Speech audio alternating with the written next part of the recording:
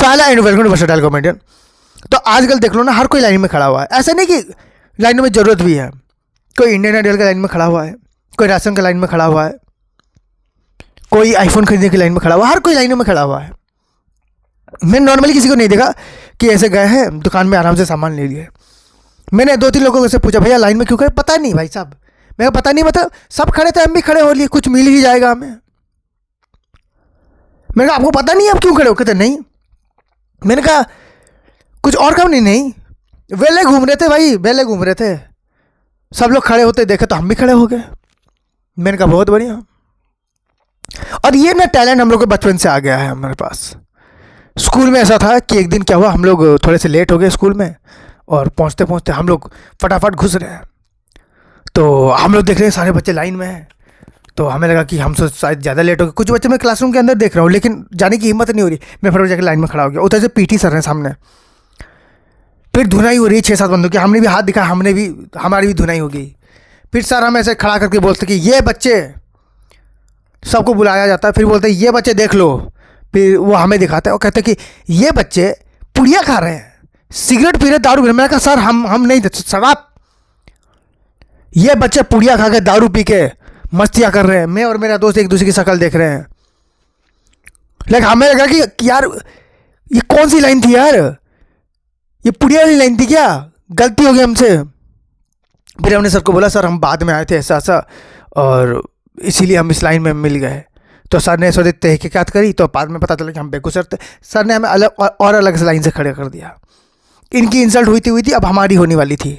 Sir ये देखो, ये बच्चे, ये फ्यूचर है, डिसिप्लिन नहीं है इनमें। स्कूल होता 10 बजे, 10-15 में आएंगे। सर पहली बार आए, ये ही तुम्हारी आखिरी बार है, इतना याद रख लेना। मैं नहीं सहता गलत चीज़ें। साइड में और एक हिंदी मैडम आ गई। सर फिर दोबारा बोल रहे, मैं नहीं सहता गलत काम। वो तो शुक्र है भाई कि मतलब हिंदी मैडम हमारी शांति प्रिय हैं। कल को अगर ऐसा होता ना कि मुझे पिटाई बहुत पसंद है, यकीन मारो सबकी चमड़ी उधड़ी होती है हमारी, मार पड़ रहे होते हैं हर किसी को। नॉर्मल टीचर डंडे लेके आते हैं, हमारे पीटी सर चाबुक लेके आते हैं। फिर धुलाई हो रही है। ऐसी चीजें चल रही थी हमारे साथ। लाइनों में खड़े हैं भाई हम लोग, बिना बात की लाइनों में खड़े हैं। एक दिन मैं अपने दोस्त को पूछ रहा हूँ भाई क्या हुआ? कह रहा है लाशन की लाइन है। मैंने कहा तू क्यों खड़ा है? कह रहा लाशन मिलेगा। मैं खड़ा हो गया।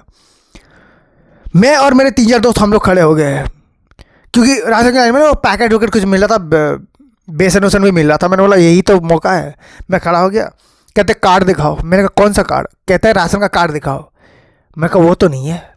कहते तो लाइनों में क्यों खड़े हुए? मैं कहा दोस्त खड़ा हुआ, हम 6 बंदे उम्मीद लगा के खड़े हैं कि कुछ हमें मिल जाएगा। तो उन्होंने बोला कि तुम लोग लाइनों में क्यों भाई, तुम्हारे पास जब कार्ड नहीं है लाइनों में क्यों खड़े हो? मैं कहा सबको कुछ ना कुछ मिल रहा है, हमें भी कुछ ना कुछ मिल ही जाएगा, यही सोच के खड़े हैं। फिर 2-3 फटे हुए वहाँ पर, मतलब होता है ना पैकेट आप बांट रहे हो, उसमें 2-3 फटे हमें दे दिए। वो लौंडा पार्टी कर रहे हैं हम लोग। लौंडा पार्टी हम लोग ले जाके ना जंगल में एक तो कढ़ाई उड़ाई डाल के, फिर हम लोग बेसन मतलब सब पकौड़े बना कर खा रहे हैं। हमें उस दिन पता चल गया देखो लाइनों में खड़ा होना खराब नहीं है, कुछ ना कुछ तो मिल ही जाता है।